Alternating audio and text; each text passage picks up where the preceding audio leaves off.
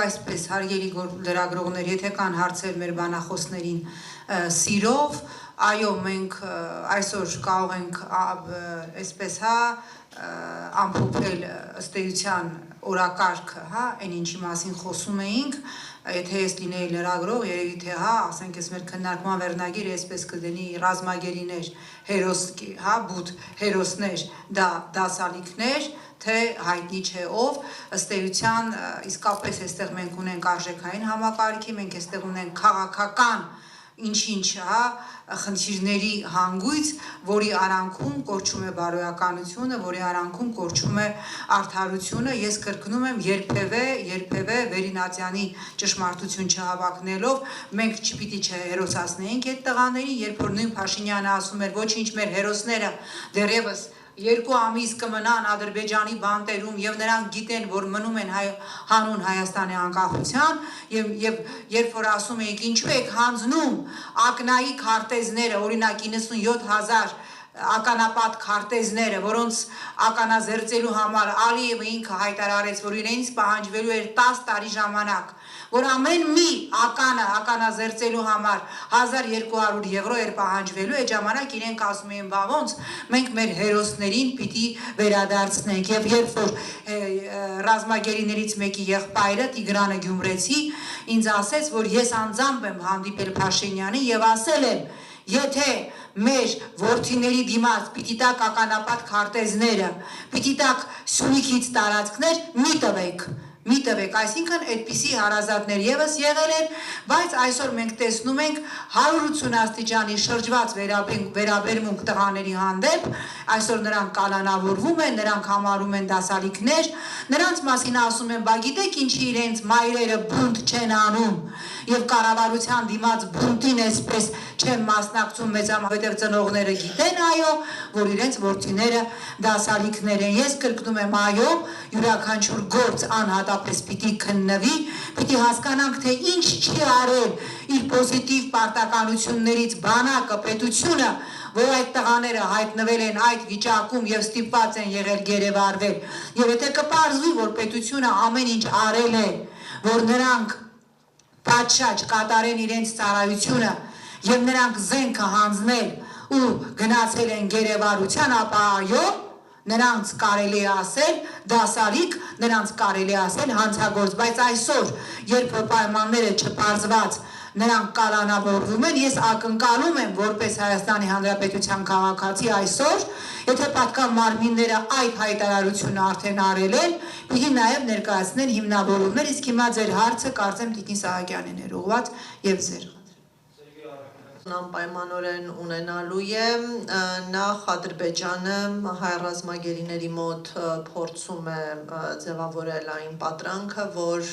Հայաստանը եւ հայերը հետաքրքրված չեն իրենցով եւ որևէ ջանասիրություն չկա նրանց վերադարձնելու ուղղությամբ, նրանք ավելի պաշտպանված են Ադրբեջանում, քան Հայաստանում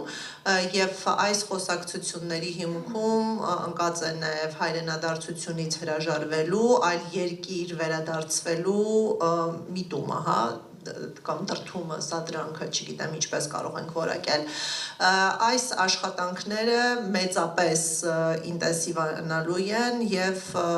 վստահ ռազմագերիների ներկայացնելու են, որ ձեր ազատությունը եւ անձեռնմխելիությունը վտանգված է Հայաստանում եւ միգուցե այլ ընտրանքներ են ներկայացվելու, այլ երկրներ հայրենադարձվելու ուղղությամբ եւ սա նաեւ բարդացնում է գործընթացը եւ օբյեկտիվորեն կարող է ձգձգել վերադարձը, որտեղ պետք է դուրս բերեն այն երրորդ երկրները, որոնք համաձայնվեն, կընդունեն եւ մենք ստացվում է, որ օբյեկտիվ խոչընդոտներ ենք ստեղծում վերադարձի գործընթացում։ Եվ երկրորդը սա նաեւ բացաբար է անդրադառնալու ազգային անվտանգության խնդիրներին, կարծում եմ հանրահայտ է ավել բան ասած չեմ լինի, որ ադրբեջանական հատուկ ծառայությունները փորձել են հավաքագրել հայ ռազմագերիներին եւ սա բնական պատմության մեջ ընդունված մոտեցում է եւ բացառություն չէր կարող լինել նաեւ այս դրվագով եւ նրանք հետագայում էլ ինտենսիվ ջանքեր գործադրելու են եւ այս նպատակը ավելի իրագործելի կլինի, եթե հայ զինծառայողները լինեն ոչ թե Հայաստանում, ազգային անվտանգության ծառայողների ուժեղացված հսկողության ներքո, այլ երրորդ երկրում։ Այսինքն այստեղ եւս համանման բարդություններ առաջ են գալու։ Դատական գործընթացների առումով նրանք հանցագործեն, թե ոչ նշանակություն չունի, որտեղ անգամ հանցագործին չի կարելի խոշտանգել, անգամ հանցագործին չի կարելի սպանել, այս հանգամանքը դժվար Ադրբեջանը օգտագործի իշահ ադրբեջանական պետության, բայց բոլոր այն հայտարարությունները, որոնք լեգիտիմացնում են Ադրբեջանի իրավունքները Հայաստանի տարածքում, Լեռնային Ղարաբաղի Հանրապետության տարածքում կամ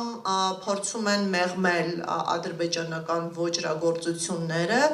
դրանք ունեն ապացուցողական նշանակություն եւ ձեզ վստահեցնում եմ, որ Ադրբեջանը պաշտպանվելու է հենց որոշ պաշտոնյաների հայտարարությունների վահանով,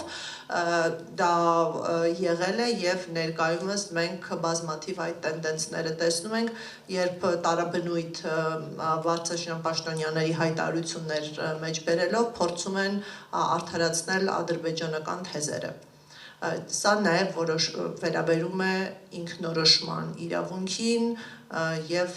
սահմանային խնդիրներին։ Եթե Հայաստանի իշխանությունները ընդունում են, որ սովետական սահմանները գոյության իրավունք ունեն, նույնիսկ եթե դա իրավականորեն հիմնավորված չէ, դա միջազգային իրավունքում հետևանքներ է առաջացնում ի վնաս Հայաստանի Հանրապետության։ Շնորհակալություն խնդրեմ։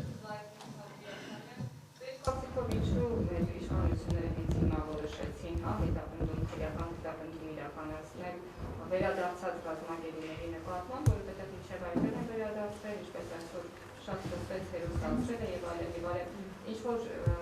այսպես տողատակեր տեսնում եք, ինչ որ նպատակներ հետապնդում են, թե ոչ եւ ասացիք, որ միջազգային կառույցների հետ բնականաբար Ադրբեջանը կիրառում է խավիարային քաղաքականությունը, կաշառելով եւ այլն։ Հայաստանի կողմից ինչ ջանքեր է կիրառվում, եթե իհարկե չիրառվում են նախկինում եւ հիմա, եթե համեմատելու եզրեր ունենալ եւ եւս մեկ հատ, եթե կարելի է, Մուրադովը հայտարարեց, որ Հայաստանը վերադարձրել է ադրբեջանցի բոլոր ռազմագերիներին եւ պատերազմի ժամանակ մենք գիտենք, որ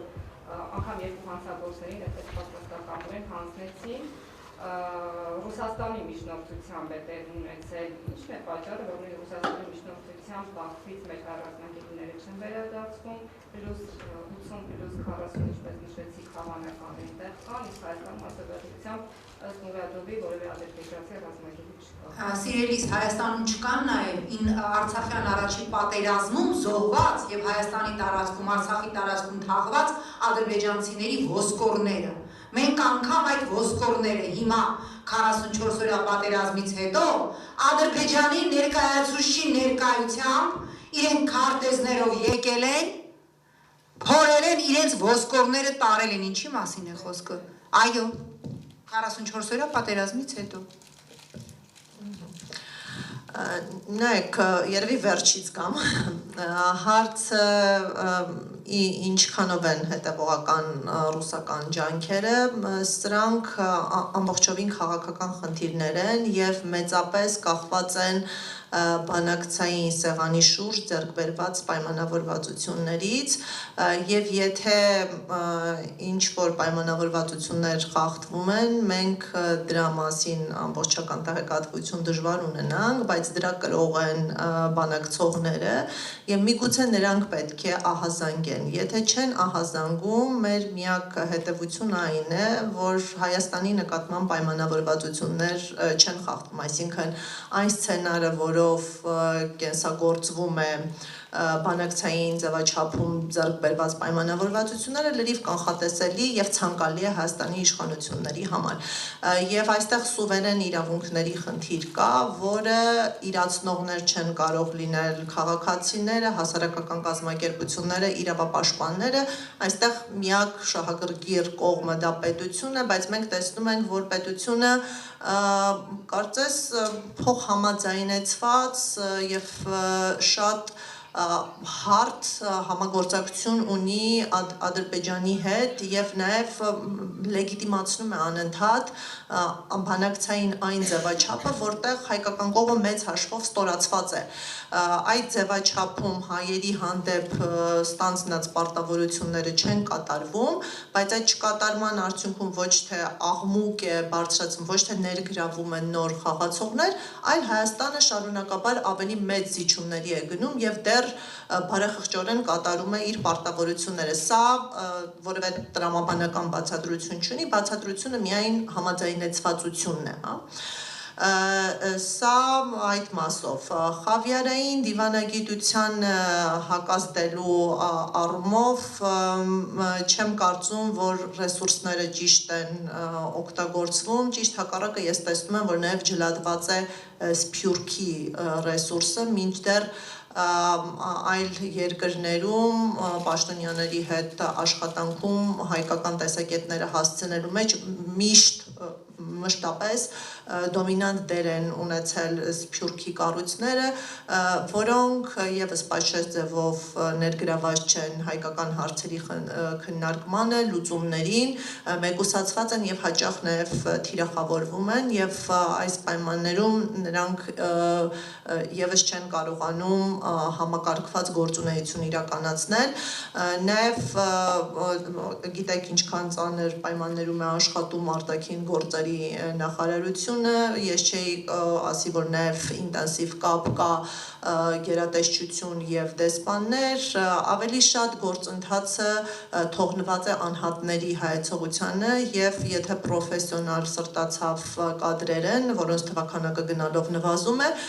ապա իրենց հնարավորությունների եւ մտածողության թռիչքի սահմաններում տալիս են լուծումներ, սակայն պետական համակարգում եւ ծրագրավորված քայլեր պարզապես բացակայում են։ Ինչ վերաբերում է առաջին հարցին,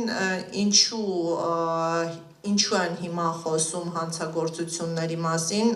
նախ երևի թե կա օբյեկտիվ նախադրյալը նա էր, որ այո, այդ նոյեմբերի 16-ի միջադեպով տեսանյութերից շատերը սխալ ազդակներ կամ զգացողություններ առաջացրեցին բոլորիս մոտ, այսինքն կար առերևույթ տպավորություն, որ նրանք շատ հեշտությամբ հանձնվում են ադրբեջանցի զինծառայողներին, տեսանյութը ինքնին մտահոգիչ էր։ Ես կարծում եմ առաջնային ռեակցիա է տեղի ունեցել վարչապետի կողմից, այսինքն շատ խորքային չեն վերլուծվել, ասենք, դա ամբողջական դրվագ է, ինչպիսին է եղել նախորդողը, մնացյալ տեսանյութերում մենք ունեցել ենք խծաբերդը, որը լրիվ ուրիշ միջադեպ է եւ այստեղ բոլորս պետք է հասկանանք, որ գերեվարմանը զուգահեռ հանձնվել են շատ լուր կերպով խծաբերդը եւ հին թաղերը, որոնք հայկական տարածքներ են եղել եւ եթե այդ միջադեպով այլ զարգացումներ լինել, միգուցե մեր իմացության եւ քննարկումների դաշտում կլիներ նաեւ խծաբերդի հանձնման, հողերի հանձնման խնդիրը, կարծում եմ այդ օպերացիան պետք էր հնարավորինս լուր եւ աննկատելի իրականացնել, իսկ նոյեմբերի 16-ը նման ներփերանքներ չուներ։ Կարծում եմ առաջինը հենց դա է, որ ուղղակի տեսնելու վիզուալ առաջնային մակարդակի ռեակցիան է եղել բարձր մակարդակով եւ որը սկսել են կրկնել եւ հետագայում գործադրել իրավապահ մարմինները, բայց անկեղծ ասած ես միտում եմ տեսնում Ալեն Սիմոնյանի մասնակցությամբ տեսանյութի հրապարակայնացման մասով, դա շատ հայտնի տեխնոլոգիա է, որին մասնագետները լավ տիրապետում են, մեր հասարակությունում հիմա կան շատ լուրջ խնդիրներ, որի լուծմանը խնդիրներ, որոնց հակազդելու համար անհրաժեշտ է հանրային աջակցություն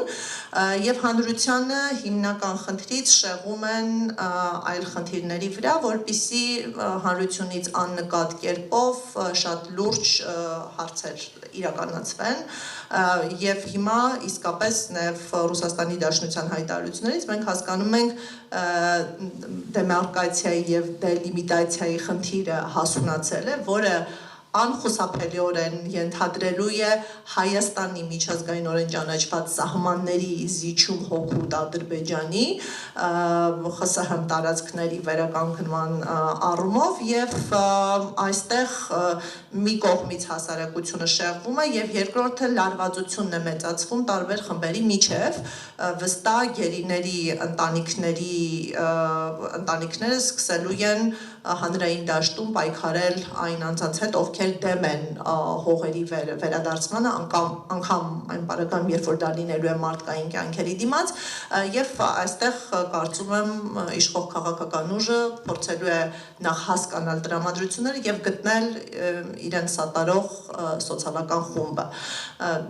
Բացառապես քաղաքական նաեւ տեխնոլոգիաների տեսանկյունից եմ մեկնաբանում նաեւ այս հայտարարությունների հրապարակման պահը։ Եվ եկեք չբացառենք ցավոք սրտի, որ իրենց սատարող սոցիալական խմբում, այո, կարող են լինել նաև ռազմագերիների ծնողներ եւ կան անհայտ կորածների ծնողներ, զոհվածների ծնողներ, կան հարցեր հարգելի գործընկերներ, խնդրեմ Հրանտ։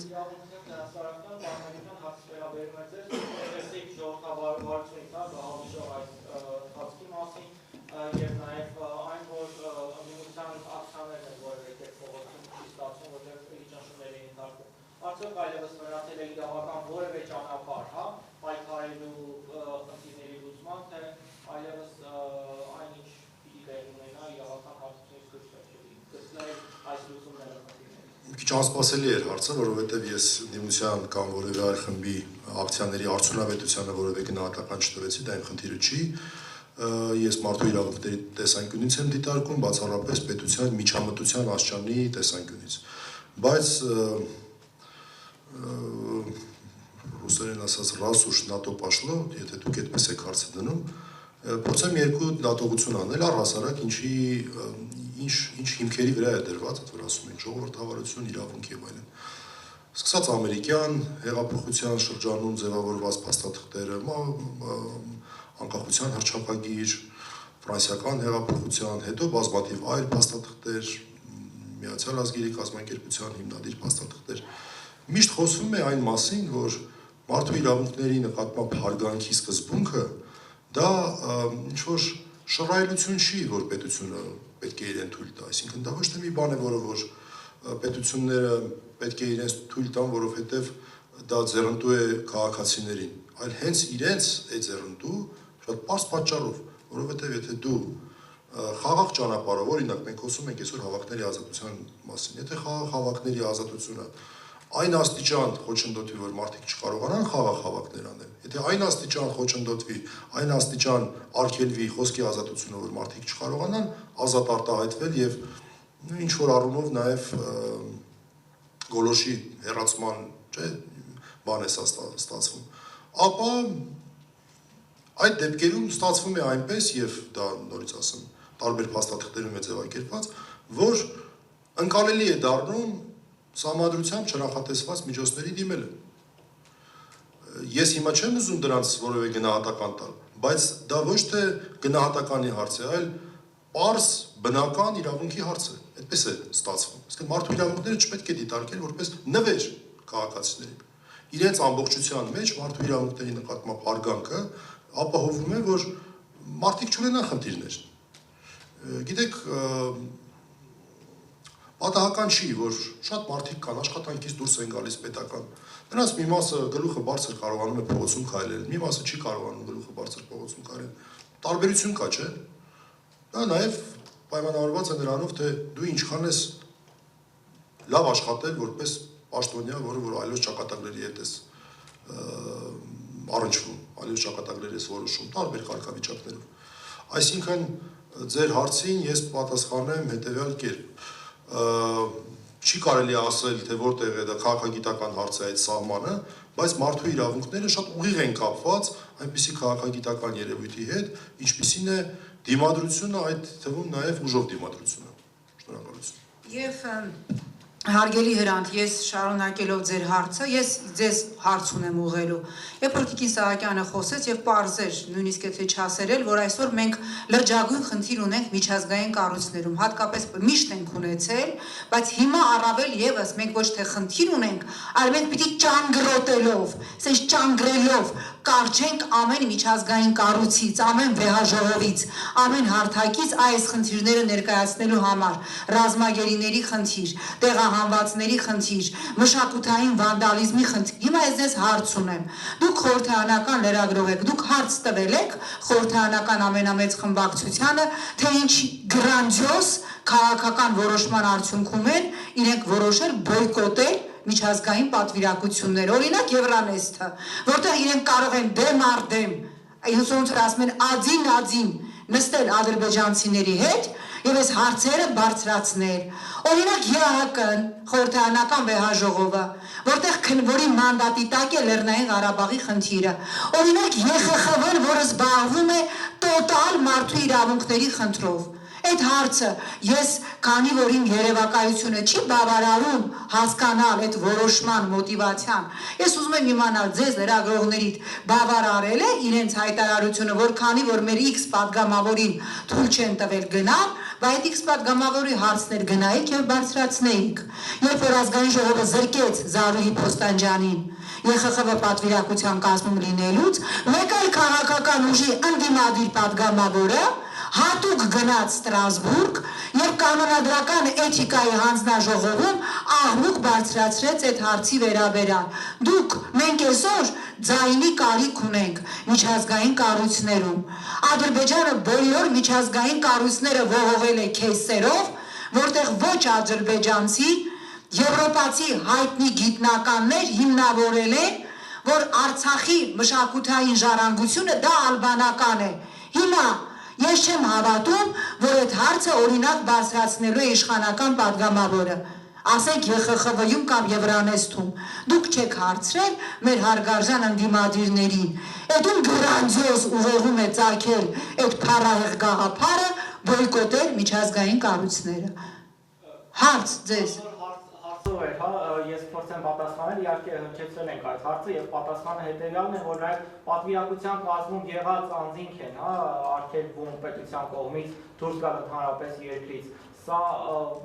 Երբեք դավադրություն է ստացվում, որ պետությունն է մյուս կողմից թույլ տալիս, որ այդ միջազգային կառույցներին այն մարդիկ, ովքեր պատվիրակության կազմում են, մասնակցեն։ Մարդիկ կան, ովքեր պատվիրակության կազմում են, հանգիստ կարող են գնալ, խոսքը մեկ անձի է վերաբերում, մարդիկ հանգիստ մեկ կամ երկու կարող են գնալ եւ հենց իրենց գործընկերների, որոնց հանդեպ պետությունը դավադրաբար իրենց գնահատմամբ թույլ չի տալիս երկրից դուրս գալ,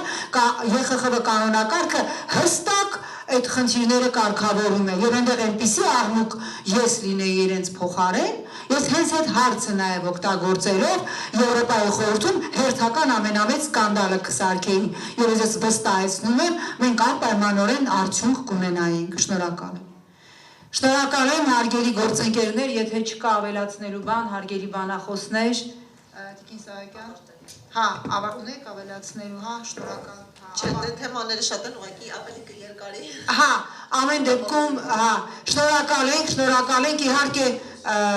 շատ էսպես տարբեր օրակարգեր մենք քննարկեցինք, որտեղ հիմա մեր այսօրվա Հայաստանում, արժանան Հայաստանում հնարավոր չէ մի խնդիր վերցնել, որտեղ ցավը, պրոբլեմը, մտահոգությունը, ազգային անվտանգության ռիսկերը այնքան մեծ են, որ մեր մի քանի ժամներ ըստ էության չի բավարարում։ Շնորհակալ ենք բոլորիդ, կհանդիպենք մի քանի օրից։ Շնորհակալություն։